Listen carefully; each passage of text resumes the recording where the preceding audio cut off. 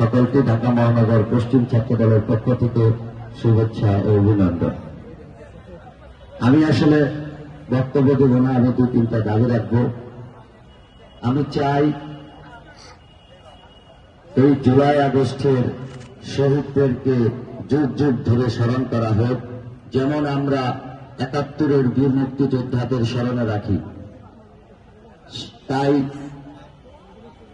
আকরাম খান রাব্বির একটি স্মৃতি সংসদ করা হোক মিরপুর কলেজে। প্রতি বছর যেন তাকে একটি দিন করে আমরা এখানে স্মরণ করতে পারি। আমরা চাই, অলরেডি আকরাম খানের নামে কলেজে লাইব্রেরি প্রতিষ্ঠা করা হয়েছে।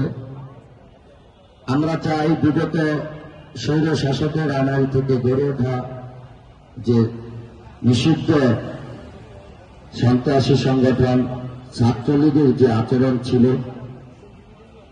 তার কোন রকম প্রতিচ্ছায়া যেন আমাদের ছাত্র সংগঠন সহ অপরাপর কোন ছাত্র সংগঠনের উপর না পড়ুক। সেই বিষয়ে আমার ছাত্র দলের সংগঠনের যদি কারো এই আধিপত্য সৃষ্টি করার মানসিকতা থাকে, আমি শিক্ষকদের কাছে অনুরোধ রাখব, অবশ্যই আমাদেরকে জানাবেন, আমরা সাংগঠনিকভাবে তার ব্যবস্থা নেব। আমরা কখনোই স্বৈর মানসিকতার মানুষ হতে চাই না। সর্বোপরি বলতে চাই, আমরা জানি এই জুলাই আগস্টের আন্দোলন সংগ্রামে স্বৈর শাসকের রেস্ট নেওয়ার আস্থানা ছিল ওই আন্দোলন কেন্দ্রিক চারপাশের স্কুল এবং কলেজ। সকল শিক্ষকদের প্রতি সম্মান রেখেই বলছি, কাউকে আঘাত দেওয়ার জন্য নয়, সত্যকে সত্যই বলতে হবে। আমরা 3 আগস্ট জানতে পারি, যখন মধ্য দুপুরের সময় এই আওয়ামী লীগ সন্ত্রাসী বাহিনীর অস্ত্র গোলাবারুদ ফুরিয়ে যায়, তারা দুপুর 2টা-2:30টার পরে 2000 অস্ত্রের গোলাবারুদ এই মিরপুর কলেজ থেকে অস্ত্রের মধ্যে লুট করে তারপর আমাদেরকে গুলি করতে রাস্তায় বেরিয়েছে।